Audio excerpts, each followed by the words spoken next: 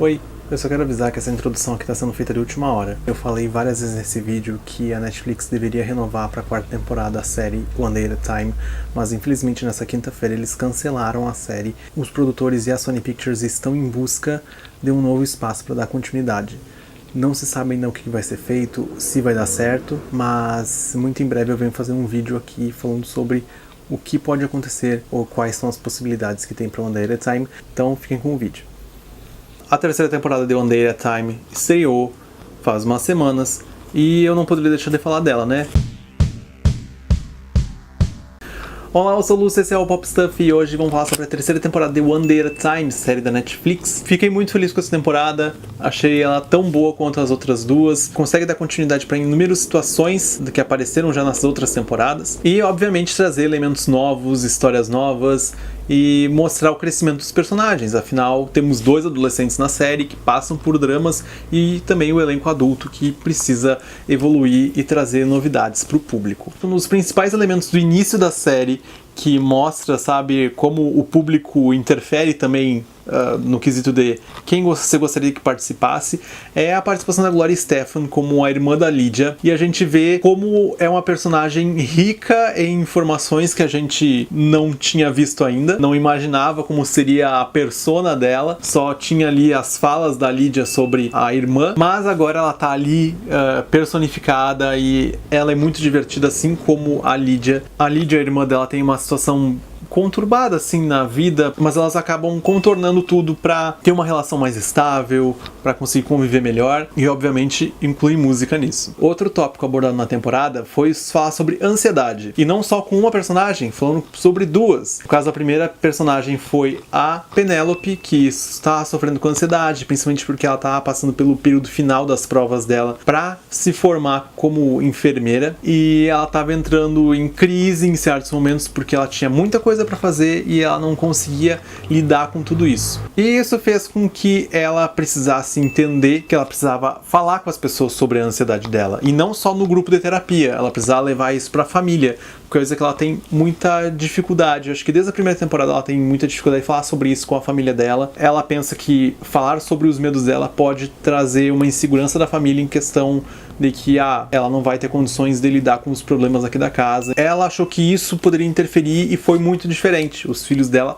apoiaram ela e mostraram que estarão com ela para tudo que precisarem. E aí que ela descobre também que a Helena também sofre de ansiedade, né? Principalmente ali, é um período que ela está estudando muito, não só para a escola, mas também como para o vestibular, também para as aulas de direção que ela está fazendo, que acaba sendo com o Dr. Berkowitz, porque ela não consegue ter aulas com a mãe dela, porque a mãe dela chega a ser um pouco perturbadora, e as duas acabam aprendendo a lidar com isso. E o Alex é muito importante nesses momentos, porque ele ajuda muito a acalmar, ele consegue conversar. Eu acho que ele pega um pouco da personalidade da Lydia, de conseguir falar um pouco mais com as pessoas, talvez não levando tanto pro lado da brincadeira, um tom mais sério. E aproveitando que a gente tá falando do Alex, o Alex tem um ponto muito importante da temporada, que acaba levando a um castigo, que a mãe dele descobriu que ele tava fumando maconha. Ele, apesar de não achar que a situação é grande coisa, a mãe dele resolve tratar isso como um grande problema dentro da casa, mas ela tem muito medo. Então ela acaba deixando ele em castigo, e proíbe ele de sair de casa, e várias outras coisas, que acaba aproximando ele muito da família e das situações que acontecem, principalmente ali dos casos de ansiedade ou de outros problemas como o do Schneider, que vai aparecer mais pro fim da temporada, que ele vai retornar com alguns problemas e vícios que ele já tinha anteriormente, principalmente envolvendo o álcool. No caso, o Schneider, ele vai acabar voltando a ter esses vícios, apesar de ter ficado 8 anos sóbrio, em função de uma visita do pai dele, que acaba interferindo muito nos seus pensamentos e sobre o seu dia a dia, sobre a sua relação familiar. Ele já se sentia com parte da família ali da Lydia, da Penélope, porém ele sabia que tinha aquele outro lado do sangue que em nenhum momento fez bem pra ele, e foi nesse momento que ele percebeu que aquela relação ali é extremamente ruim pra ele. E antes eu falei sobre o Dr. Berkowitz, ele ser tipo responsável por ensinar a Helena a dirigir. Ele é um personagem que cresceu muito nessa temporada, ele ganhou um espaço muito maior, principalmente porque ele assumiu a relação de não namorado da Lydia. Até ele comemora isso em alguns momentos. Ele queria fazer a comemoração de um ano de não namorado dela, o que não deixa de ser engraçado, porque ele é um personagem muito engraçado, né? Ele é muito dramático em certas situações, e a dramaticidade dele acaba sendo mais divertida do que dramática mesmo. E depois dos acontecimentos do fim da segunda temporada com a Lydia, o Dr. Berkowitz, ele resolve ajudar ela principalmente na questão da lista de coisas que eu quero fazer antes de morrer. Então Lydia tem uma lista lá imensa, e o fim da temporada marca muito as situações do que vai acontecer no retorno, né? Porque a gente já tá dizendo que vai retornar, apesar da Netflix não ter confirmado.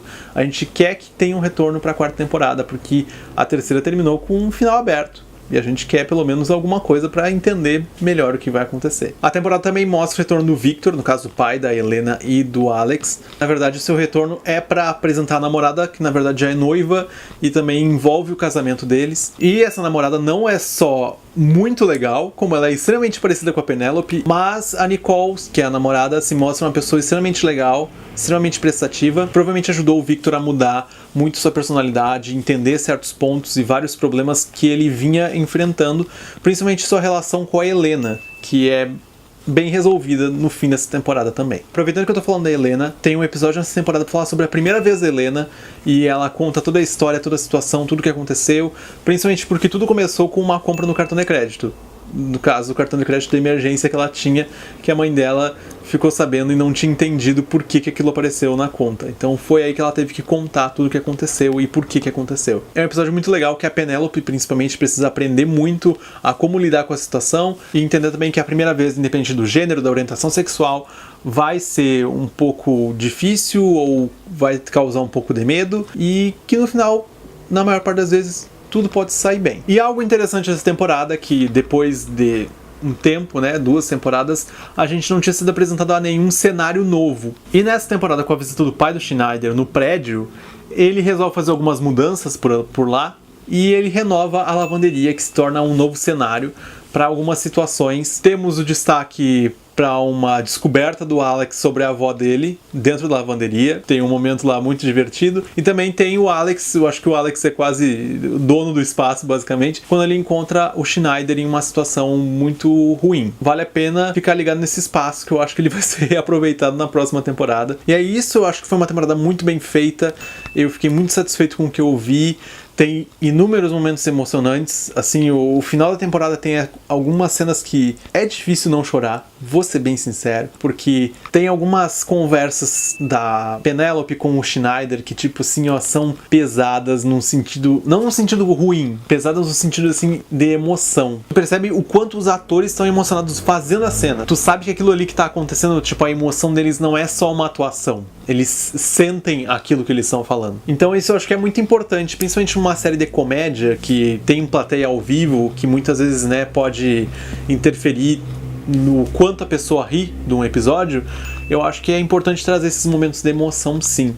E eles trabalham muito bem com isso. E um destaque que não dá pra deixar passar é que cada vez mais eles estão fazendo citações ao Trump e ao seu muro e o Make America Great Again dentro das situações da série. No caso, citações críticas, né?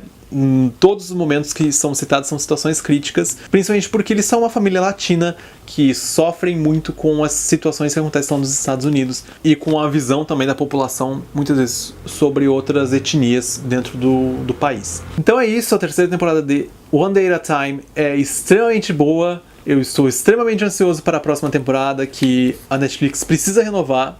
Eu espero que eles sigam as dicas que algumas pessoas estão falando na internet, de tipo 6 temporadas da série mais um filme. Eu torço que seja assim, né? Pelo menos a gente sabe que vai terminar bem, se for assim. E claro, se você não assistiu One Day at a Time ainda, não esquece, assista. Se você já assistiu, indica para outras pessoas, porque quanto mais a série for assistida, mais as chances de ser renovada. Principalmente porque o sistema meio que é quase automático, digamos assim. Eles analisam pela quantidade de pessoas que assistiram. Apesar da série ter notas extremamente altas em sites de crítica, nem sempre isso garante uma renovação. A gente torce que sim, e que tudo vai dar certo. Se você já assistiu One Day at a Time, seja a primeira, segunda, terceira temporada, comenta aqui embaixo o que você acha da série, o que você achou de destaque nessa temporada. E não esquece de deixar seu like, fazer sua inscrição, ativar o sininho e a gente se vê no próximo vídeo. Tchau!